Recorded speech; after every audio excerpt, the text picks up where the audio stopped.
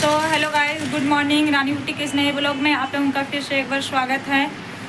दोस्तों, मैंने आपसे बोला था कि मैं आप लोगों के साथ में जल्द ही कटिंग की वीडियो शेयर करने वाली हूँ। समय आ गया है। आज मैं आप लोगों के साथ में तो अभी लड़की लोग नहीं आई है इसलिए सॉरी। मैं आप लोगों के साथ में सिंपल मेथड पे सिंपल ब्लाउज की कटिंग बताने वाली हूँ। तो आप लोग मेरे बताए हुए कटिंग को देख करके आसानी से ब्लाउज की कटिंग कर सकते हैं। बहुत अच्छी तरीके से मैं समझाने की कोशिश करूँगी। और अगर नहीं समझ में आता है आप लोगों को तो मुझे कमेंट में बताएं कि कहाँ पे आप लोगों को समझ में नहीं आया है। मैं आप लोगों को डिटेल से बताने की कोशिश ज़रूर करूँगी।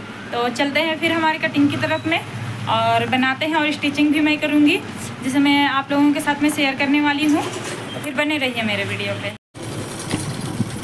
तो दोस्तों, ये हमारा ब्लाउज़ है। सारा मेजरमेंट हमें इनसे ही लेना है क्योंकि कस्टमर ने जो कहा है ये सेम होना चाहिए। तो मैं इसकी लेंथ, इसका नेक, इसकी स्लीव सारे मैं मेजरमेंट लेकर के इसे कॉपी पे मैं नोट कर लेती हूँ।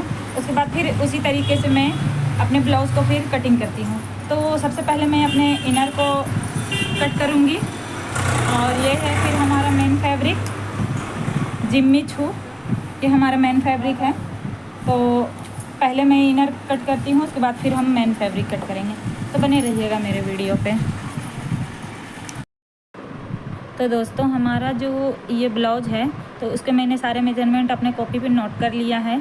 और अब उसे मैं अपने इनर पे मैं उसे लाइनिंग करती हूँ। तो ऊपर से पहले मैं अभी वहाँ पे बराबर कर रही हूँ क्योंकि उसके जो कपड़े हैं वो आगे पीछे हो जाते हैं। तो बराबर कर लेती हूँ, आगे पीछे हो जाते हैं, उसके लिए मैं इसे बराबर कर ली।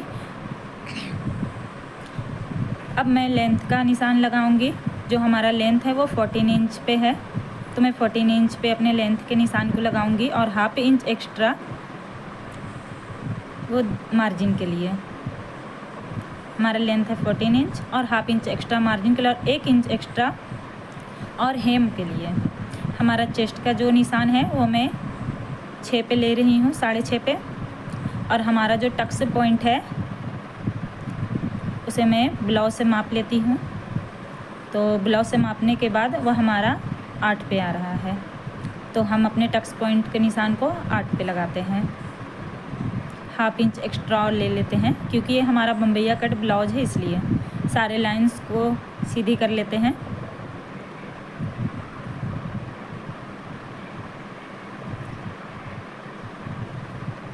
सारे लाइंस हमारे ड्रॉ हो चुके हैं। अब हम इस पर चेस्ट के और कमर के मार्कर लगाएंगे। तो जो हमारा जो चेस्ट है वो हमारे कॉपी पे नोट किया हुआ है, आप देख सकते हैं। हमारा चेस्ट 18 इंच है और कमर हमारा 14 इंच है। तो उसका हाफ लेते हैं हम लोग 9 इंच और 9 इंच पे मार्क लगाते हैं। और कमर है हमारा 14 इंच, तो हम 7 इंच पे मार्कर लगाते हैं। और 1 इंच एक्स्ट्रा और लेते हैं हम टेकिंग के लिए। अब हम स्केल की साइड लाइंस को ड्रॉ कर लेते हैं, सीधी लाइन। और 2 इंच एक्स्ट्रा और मार्जिन ले लेते हैं। अब हम नेक का मार्किंग करेंगे 3 इंच पे। गला हम लोग बनाने के लिए लेते हैं और 3 इंच पे शोल्डर। फिर इसे हम थोड़ा सा 1.5 इंच का मार्कर लगाते हुए हम इसे आर्म होल का निशान लगा देते हैं। हम आर्म होल को गिन लेते हैं कि हमारा आर्म होल कितना है। हमारा आर्म होल 7.5 था, तो हमारा आर्म होल 7.5 आ गया। अब हम यहाँ पे टेकिंग के लिए मार्कर लगाते हैं जो हमें 3.5 इंच पे लगानी है। 3.5 इंच पे मार्क लगा के उसे हम सीधी कर लेते हैं। और 1 इंच पे लगाते हुए हम 3 लाइन ड्रॉ कर लेते हैं। ये हमारा टुक्की बन जाएगा बम्बैया कट के लिए। अब हमें क्या करना है कि ये हमारा जो ये है बम्बैया कट है, ये आप देख सकते हैं हमारा बम्बैया कट है। तो इस पर बेल्ट हमें निकालनी है। तो बेल्ट निकालने के लिए इस साइड से हम 3 इंच ले लेंगे और इस साइड से हम 2.5 इंच ले लेंगे और दोनों लाइन को हम सीधी कर लेंगे। अब हमारा कटिंग हो चुका है। अब हम इसे कट करते हैं। तो अभी हमें कट नहीं करनी है, अभी हमें लाइन के बाहर पे ही कट करनी है, जिस तरह से मैं दिखा रही हूँ। क्योंकि अगर आप गलती से भी हमारे बनाए हुए जो ये लाइन है बेल्ट वाले उनसे कर दीजिएगा तो दोनों साइड के बेल्ट निकल जाएंगे। इसलिए पहले आप आगे वाले पल्ले को इस तरह से हटा लें और पीछे का जो पल्ला है उसे अलग कर लें। ये मैं खुटका के निशान लगा रही हूँ ताकि सिलाई के समय ये मिल जाए। तो अब पीछे वाले पार्ट को मैं हटा देती हूँ और फ्रंट वाले जो हमारे पार्ट है उसको मैं फिर से कट करती हूँ। इस पर हम आगे पे फ्रंट पार्ट पे इसके जो गढ़ियाना होता है उसे गढ़िया भी लेंगे और इस पर हम बेल्ट को निकाल लेते हैं। ये हमारा बेल्ट निकल गया है और अब हम नेक का निशान लगाएंगे जो हमारा 7 इंच पे है। तो हम नेक का निशान लगा लेते हैं। इस तरह से तिरछी करके आप 7 इंच पे एक मार्कर लगा लें और 3 इंच का नीचे भी दे करके लाइन को आप सीधी कर लें।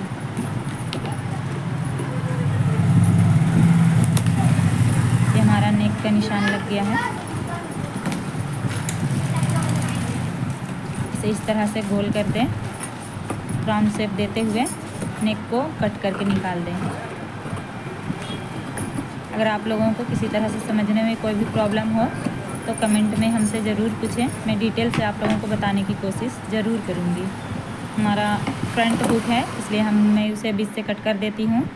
यह हमारा फैब्रिक लाइनिंग और मेन फैब्रिक कट हो चुका है। अब मैं स्टिचिंग के लिए जा रही हूँ, तो आप लोग मेरे वीडियो को थोड़ा ध्यान से देखें कि मैं किस तरह से स्टिच कर रही हूँ।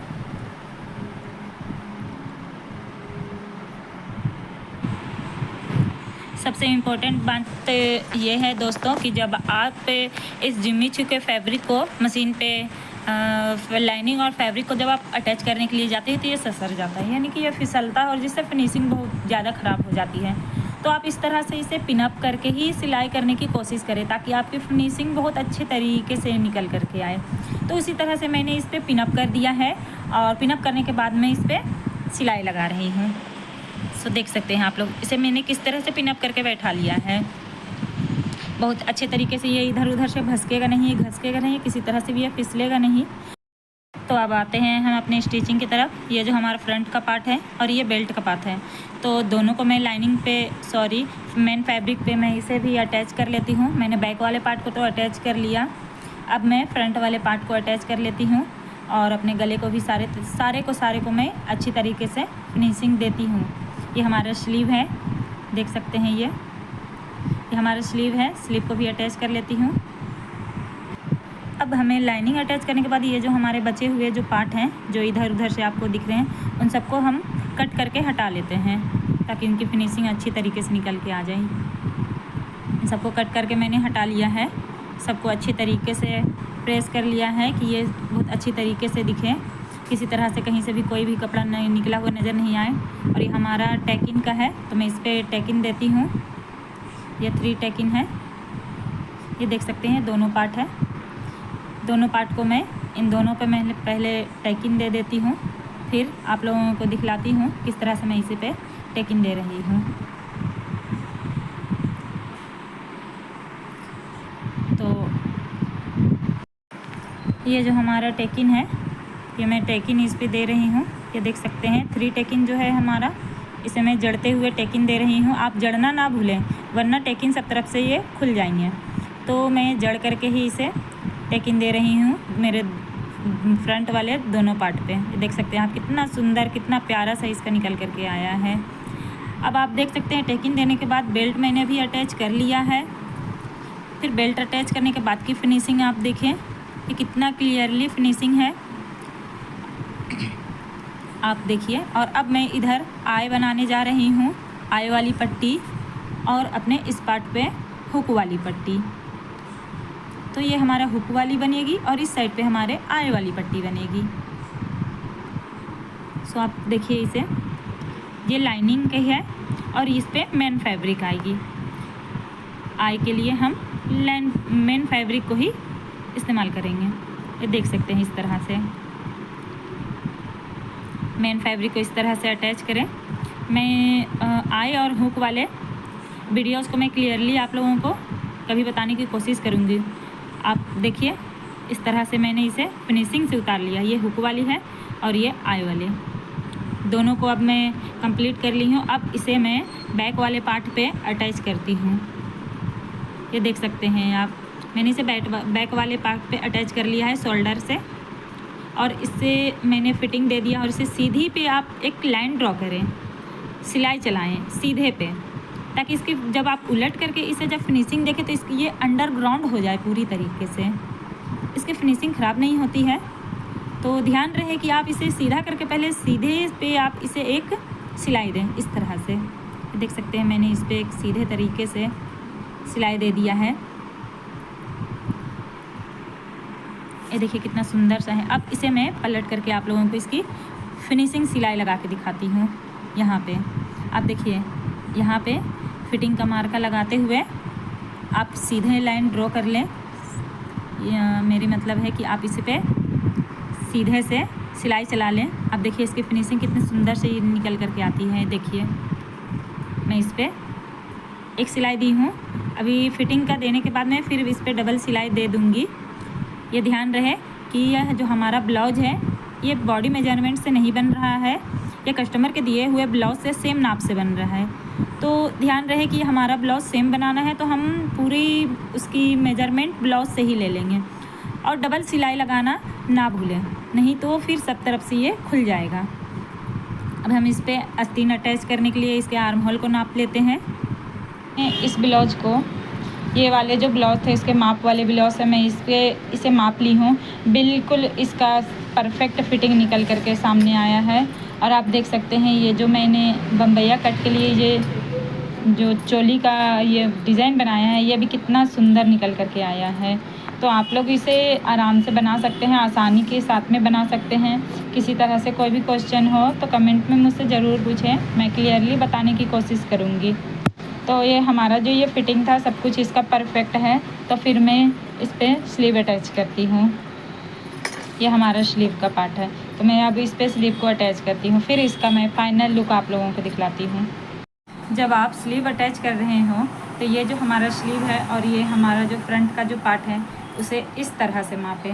वो ये शोल्डर वाले जो पार्ट है उसे यहाँ पे रख के हल्का सा इसे प्रेस करें, हल्का सा उसे प्रेस करना है यहाँ पे। ये हमारा यहाँ पे फिटिंग का मार्किंग आ रहा है, इसे हम यहाँ पर मार्क कर देते हैं, ठीक है। और हमारा ये जो यहाँ का जो मोहरी है उसे हम उसी के हिसाब से लेते हैं जितना हमारे कस्टमर का मोहरी है। उसके बाद इस वाले लाइनिंग को और यहाँ जो मोहरी वाले लाइनिंग है उसको हम मिला करके डबल सिलाई लगा देंगे। हाँ तो दोस्तों देख सकते हैं इस ब्लाउज़ का फाइनल लुक बन करके अब रेडी हो चुका है। इसके नेक पे मैंने पाइपिंग से इसे कैरी कर दिया है, तो इसका ये पूरा लुक आप देख सकते हैं। मैं इसका बैक भी दिखला देती हूँ।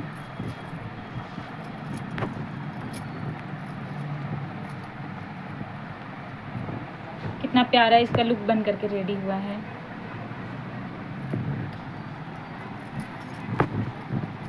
ये देख सकते हैं इस तरह से मैंने इस पे डोरी डाल दिया है, ये भी ट्रेंड पे है। सो दोस्तों आप लोगों का मेरा ये आज का वीडियो कैसा लगा आप लोग हमें कमेंट में ज़रूर बताएं, और अच्छे अच्छे वीडियोस के लिए मुझे लाइक करें, सब्सक्राइब करें और मेरे इंस्टा आईडी को भी फॉलो करें।